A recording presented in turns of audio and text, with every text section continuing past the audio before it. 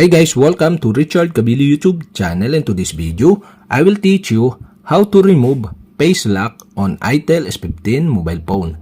Face unlock plus pattern. And okay guys, but before we start, kindly subscribe to my YouTube channel by pressing the subscribe button and the bell to notify you if I have new videos. Okay guys, let's start.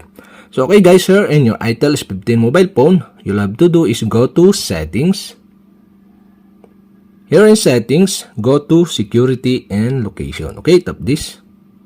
In security and location and device security section, you can see the face unlock.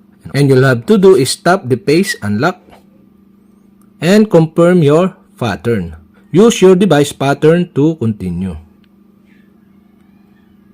And okay, after that, here in face unlock, you can see the delete face data.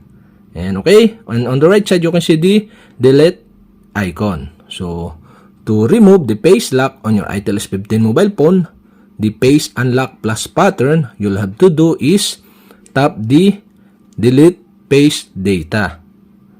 And the pop-up bar show, okay, remove face data. So, you'll have to do is tap the confirm button.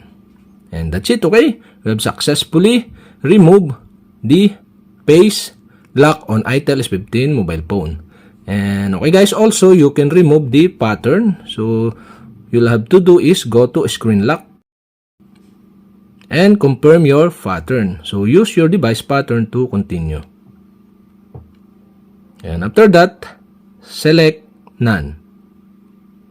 And the pop-up bar show, okay, remove device protection. Device protection features will not work without your pattern.